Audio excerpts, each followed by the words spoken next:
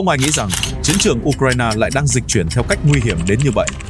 Trong khi phần lớn thế giới vẫn tập trung vào các trận đánh ở Donbass, một mặt trận khác âm thầm bùng lên phía sau lãnh thổ Nga. Không phải chiến hào, không phải xe tăng, mà là năng lượng, nguồn máu nuôi cả cỗ máy chiến tranh của Moscow. Và điều khiến giới phân tích quân sự bắt đầu lo ngại nằm ở tốc độ leo thang của các cuộc tấn công đó. Chỉ trong vài tuần, hàng loạt cơ sở dầu khí của Nga liên tiếp bốc cháy, từ Perm đến Taman bên bờ Biển Đen, rồi các trạm trung chuyển dầu ở vùng Uran. Những cột lửa đỏ rực xuất hiện giữa màn đêm, kéo theo các đám khói khổng lồ phủ kín bầu trời Nga. Đó không còn là những vụ phá hoại mang tính biểu tượng, mà là các đòn đánh có tính toán, có chủ đích, có chiều sâu chiến lược, và đáng chú ý hơn, nhiều mục tiêu nằm rất xa tiền tuyến, rất xa. Điều đó đặt ra một câu hỏi khiến không ít quan chức an ninh Nga khó chịu: Ukraine đã làm điều đó bằng cách nào? Bởi phía sau những tiếng nổ ấy là một sự thay đổi cực kỳ nguy hiểm của cuộc chiến hiện đại. Một cuộc chiến mà khoảng cách đang dần mất ý nghĩa. Một cuộc chiến mà UAV giá rẻ có thể đe dọa những cơ sở trị giá hàng tỷ đô la. Và đây mới là phần khiến tình hình trở nên đáng lo ngại hơn.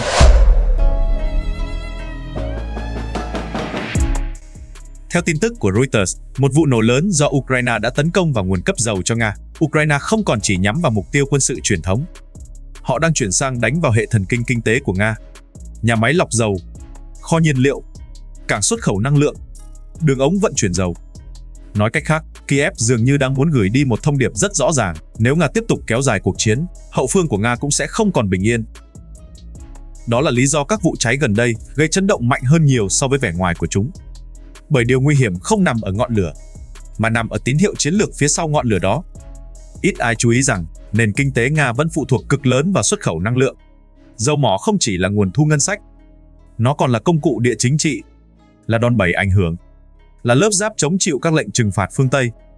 Vì vậy, khi các cơ sở dầu khí liên tục bị nhắm tới, áp lực không còn chỉ nằm trên chiến trường, mà bắt đầu lan sang tầng sâu kinh tế và tâm lý.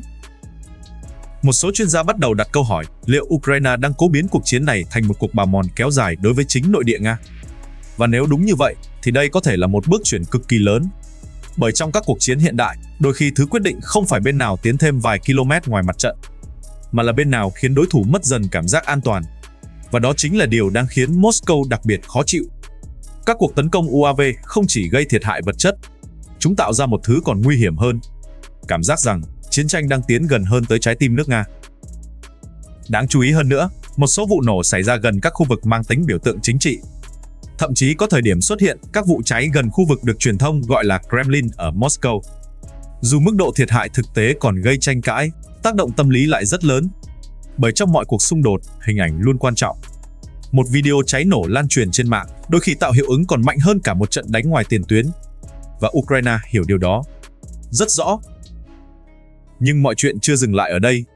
Bởi đúng lúc các đám cháy xuất hiện sâu trong lãnh thổ Nga, Moscow bắt đầu tung ra một đợt đáp trả dữ dội chưa từng thấy kể từ năm 2022. Hàng nghìn UAV và tên lửa được phóng vào Ukraine sau khi giai đoạn ngừng bắn kết thúc. Bầu trời Ukraine lại rung chuyển, còi báo động kéo dài hàng giờ. Các thành phố chìm trong áp lực liên tục. Nhiều nhà quan sát mô tả đây là một trong những chiến dịch không kích lớn nhất kể từ khi cuộc chiến nổ ra. Và đó là lúc thế giới bắt đầu cảm nhận rõ hơn, cuộc đối đầu này đang bước vào một vòng leo thang mới, nguy hiểm hơn, khó lường hơn, và mang màu sắc tiêu hao tổng lực rõ rệt hơn trước. Nhưng có một chi tiết cực kỳ bất thường xuất hiện ngay sau đó.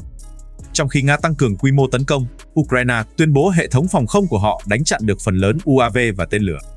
Một số báo cáo thậm chí nhắc tới tỷ lệ đánh chặn gần 95%. Nếu con số này phản ánh phần nào thực tế, thì vấn đề đối với Moscow sẽ trở nên phức tạp hơn nhiều. Bởi điều đó có nghĩa Nga đang tiêu tốn khối lượng lớn hỏa lực, nhưng hiệu quả chiến lược có thể không đạt như kỳ vọng. Và trong chiến tranh tiêu hao, đó là một dấu hiệu cực kỳ nhạy cảm. Nhất là khi nền kinh tế Nga cũng đang chịu áp lực kéo dài bởi trừng phạt, chi phí quân sự và biến động năng lượng toàn cầu. Tuy nhiên, điều khiến giới phân tích lo ngại nhất có thể còn nằm ở phía sau. Bởi song song với các cuộc tấn công và phản công dữ dội, một cuộc chiến khác đang âm thầm hình thành. Cuộc chiến về nhận thức, về niềm tin chiến thắng, về việc bên nào thực sự đang kiểm soát tình hình. Và tâm điểm của cuộc đối đầu đó đang hướng về Donbass, nơi được xem là ván cờ chiến lược lớn nhất của Điện Kremlin lúc này. Nhưng phía sau các tuyên bố cứng rắn, đằng sau những bản đồ chiến sự liên tục thay đổi, một câu hỏi bắt đầu xuất hiện ngày càng nhiều: liệu Moscow có đang đánh giá quá cao vị thế của mình? Hay đây chỉ là sự chuẩn bị cho một giai đoạn leo thang còn lớn hơn? Và nếu những gì đang diễn ra chỉ mới là bước khởi đầu, thì phần tiếp theo của cuộc đối đầu này có thể còn nguy hiểm hơn rất nhiều. Khi những đám cháy vẫn còn âm ỉ trên các cơ sở dầu khí Nga, một mặt trận khác đang nóng lên với tốc độ đáng báo động. Donbass, vùng đất đã trở thành tâm điểm của cuộc chiến tiêu hao kéo dài suốt nhiều năm. Và giờ đây, nó không còn chỉ là chiến trường quân sự, nó đang trở thành thước đo quyền lực, thước đo uy tín, thậm chí là thước đo sống còn đối với cả Moscow lẫn Kiev. Điều đáng chú ý là trong thời gian gần đây, Điện Kremlin liên tục phát đi tín hiệu cứng rắn hơn. Các yêu cầu liên quan tới việc Ukraine rút khỏi Donbass xuất hiện dày đặc hơn trong các tuyên bố chính trị. Một số nguồn tin cho rằng Moscow tin họ có thể giành quyền kiểm soát toàn bộ khu vực này trước mùa thu. Nghe qua, đó giống một tuyên bố tự tin. Nhưng vấn đề nằm ở chỗ khác. Bởi càng nhìn sâu vào chiến trường, càng xuất hiện nhiều dấu hiệu cho thấy tình hình thực tế phức tạp hơn rất nhiều so với các thông điệp chiến thắng được phát đi. Và đây là điều khiến giới quan sát bắt đầu chia thành hai luồng nhận định cực kỳ căng thẳng. Một bên tin rằng Nga vẫn còn ưu thế về quy mô hỏa lực, nhân lực và năng lực sản xuất quân sự. Nhưng bên còn lại đặt ra một câu hỏi nguy hiểm hơn, nếu Nga thực sự áp đảo hoàn toàn, vì sao cuộc chiến vẫn kéo dài dai dẳng như hiện nay? Đó là câu hỏi không dễ trả lời. Bởi Donbass lúc này không còn là kiểu chiến trường truyền thống. Nó đã biến thành một cỗ máy nghiền tiêu hao. Mỗi ngôi làng, mỗi tuyến phòng thủ, mỗi cao điểm nhỏ đều phải đổi bằng thời gian, đạn dược và thương vong khổng lồ. Và chính tại đây, một vấn đề nhạy cảm bắt đầu xuất hiện quanh nội bộ quân sự Nga. Theo nhiều phân tích quốc tế, đã có những lo ngại rằng các báo cáo chiến trường gửi lên cấp cao nhất có thể đang bị làm đẹp. Nói cách khác, thành công được phóng đại, khó khăn bị giảm nhẹ, tiến độ được mô tả lạc quan hơn thực tế. Nếu điều này đúng dù chỉ một phần, hệ quả chiến lược sẽ cực kỳ nguy hiểm. Bởi trong mọi cuộc chiến, không có gì đáng sợ hơn việc giới lãnh đạo đưa ra quyết định dựa trên bức tranh không hoàn chỉnh. Lịch sử từng cho thấy, nhiều cường quốc không sụp đổ vì thiếu sức mạnh, mà vì họ bắt đầu tin vào chính những câu chuyện chiến thắng do mình tạo ra. Và đó là lý do cụm từ ảo tưởng chiến thắng bắt đầu xuất hiện ngày càng nhiều trong các cuộc tranh luận về Kremlin. Dĩ nhiên, Moscow bác bỏ các nhận định đó. Nga vẫn khẳng định chiến dịch của họ đang tiến triển đúng kế hoạch, rằng Ukraine đang dần cạn kiệt nguồn lực, rằng phương Tây rồi sẽ mệt mỏi. Nhưng điều khiến nhiều nước phương Tây lo ngại nhất là cả hai bên lúc này đều tin rằng thời gian đang đứng về phía mình. Đó là công thức nguy hiểm nhất của mọi cuộc chiến kéo dài. Bởi khi cả hai cùng tin họ chưa thua, khả năng nhượng bộ sẽ giảm xuống cực thấp.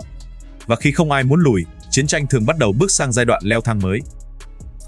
Đặc biệt trong bối cảnh hiện tại, Ukraine dường như đang chuyển sang một chiến lược táo bạo hơn. Không chỉ phòng thủ, không chỉ cố giữ lãnh thổ, mà còn tìm cách kéo cái giá chiến tranh sâu vào phía Nga. Đó là lý do các cuộc tấn công UAV liên tục gia tăng. Đó là lý do các cơ sở năng lượng trở thành mục tiêu. Và đó cũng là lý do Moscow bắt đầu phải phân tán nguồn lực phòng thủ trên phạm vi rộng hơn rất nhiều. Ít ai để ý rằng, trong chiến tranh hiện đại, một chiếc UAV giá vài chục nghìn đô la đôi khi có thể buộc đối thủ phải triển khai hệ thống phòng không trị giá hàng triệu đô la. Đây là bài toán tiêu hao cực kỳ khó chịu.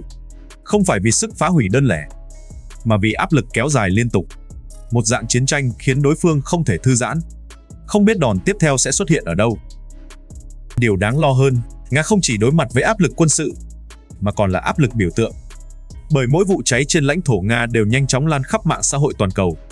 Những hình ảnh đó tạo ra cảm giác rằng chiến tranh không còn bị giới hạn ở tiền tuyến. Tâm lý bất an bắt đầu len vào hậu phương.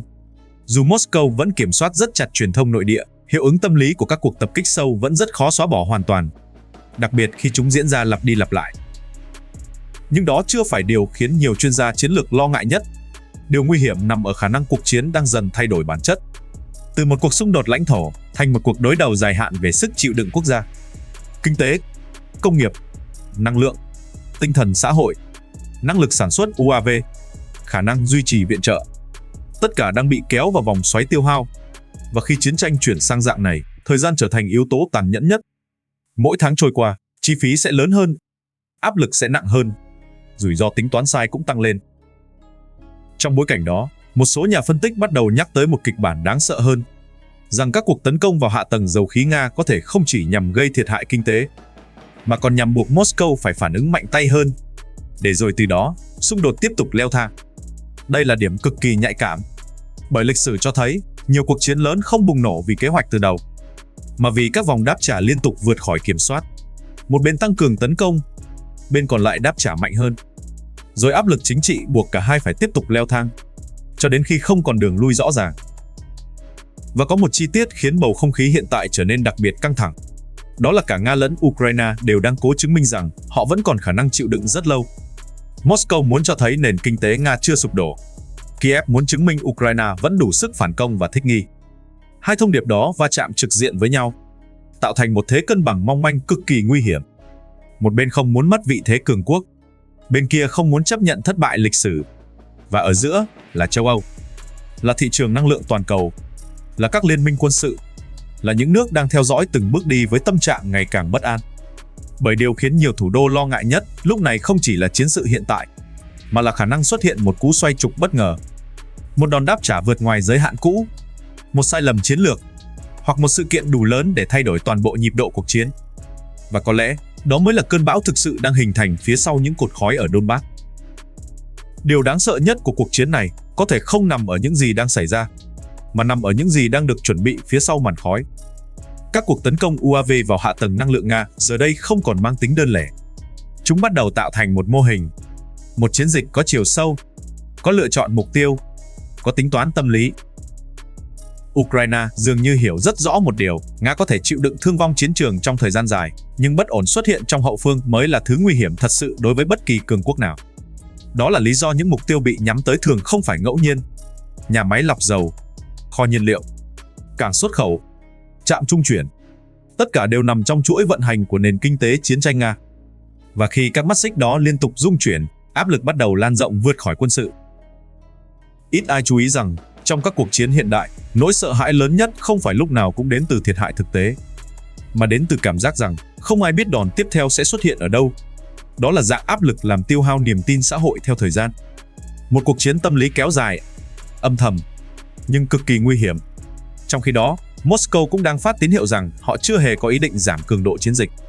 Ngược lại, Nga đang tăng tốc sản xuất UAV và tên lửa. Các đợt không kích quy mô lớn xuất hiện dày hơn. Áp lực lên hạ tầng điện và phòng không Ukraine tiếp tục gia tăng. Điện Kremlin muốn chứng minh rằng Nga vẫn còn nguồn lực, vẫn còn khả năng duy trì chiến tranh dài hạn, và quan trọng nhất, vẫn còn khả năng áp đảo bằng sức bền. Nhưng chính tại đây, một nghịch lý nguy hiểm bắt đầu hình thành. Càng kéo dài chiến tranh, cả hai bên càng bị buộc phải chứng minh rằng họ chưa suy yếu.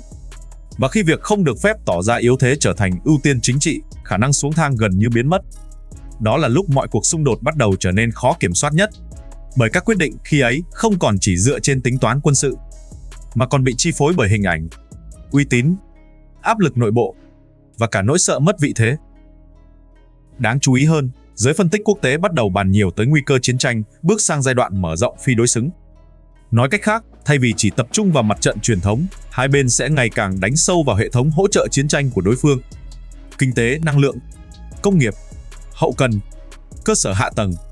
Đây là kịch bản khiến nhiều nước châu Âu đặc biệt lo lắng. Bởi bất kỳ cú sốc nào với thị trường năng lượng Nga đều có thể tạo hiệu ứng dây chuyền toàn cầu.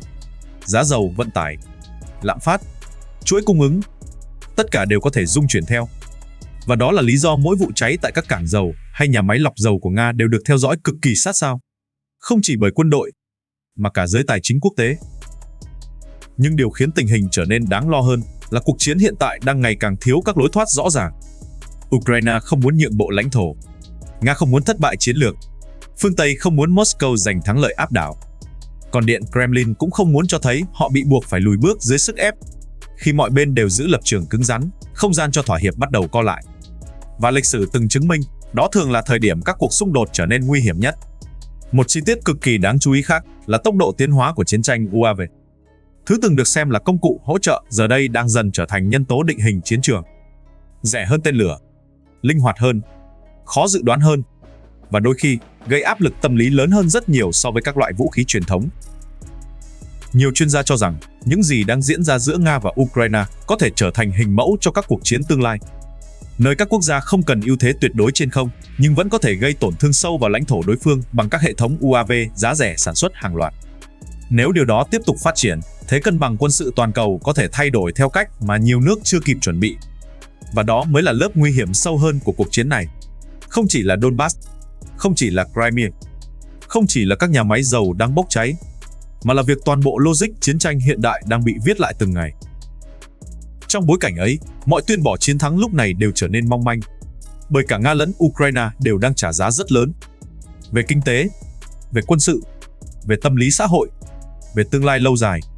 Nhưng vấn đề thật sự nằm ở chỗ, không bên nào cho thấy dấu hiệu sẵn sàng dừng lại. Và đó là tín hiệu khiến thế giới bất an hơn bất kỳ cuộc tấn công đơn lẻ nào. Bởi khi các cuộc chiến kéo dài bước vào giai đoạn tiêu hao toàn diện, rủi ro lớn nhất thường không đến ngay lập tức. Nó tích tụ, âm ỉ, rồi bất ngờ bùng nổ từ một sự kiện mà trước đó ít người nghĩ sẽ trở thành bước ngoặt. Một vụ tập kích quá sâu, một đòn đáp trả vượt giới hạn, một tính toán sai, hoặc một phản ứng dây chuyền ngoài dự kiến. Và lúc đó, toàn bộ cục diện có thể thay đổi chỉ trong vài ngày. Hiện tại, không ai biết chính xác giới hạn cuối cùng của cuộc đối đầu này nằm ở đâu. Nhưng có một điều ngày càng rõ ràng. Chiến tranh không còn chỉ diễn ra ngoài tiền tuyến. Nó đang lan vào năng lượng, kinh tế, tâm lý, công nghệ và cả nhận thức chiến lược toàn cầu. Và có một điều chương trình muốn gửi đến quý vị đang theo dõi ở đây. Có phải trong một trận chiến có thể hôm nay anh chiến thắng vì nhiều đạn, tiềm lực anh khỏe hơn tôi. Nhưng ngày mai rất có thể anh sẽ thua vì một sức mạnh lý trí của cả một dân tộc nhỏ nhưng đoàn kết. Câu hỏi bây giờ là ai sẽ là bên đủ sức chịu đựng lâu hơn trong cuộc chiến tiêu hao này? Nga có thể tiếp tục duy trì sức ép mà không làm hậu phương rung chuyển mạnh hơn? Hay Ukraine sẽ tiếp tục mở rộng các đòn đánh sâu khiến Moscow buộc phải thay đổi cách phản ứng? Và nếu vòng xoáy leo thang tiếp tục tăng tốc, liệu thế giới có đang tiến gần hơn tới một giai đoạn đối đầu nguy hiểm hơn nhiều so với hiện tại? Quý vị nhận định thế nào về diễn biến này? Hãy để lại ý kiến dưới phần bình luận.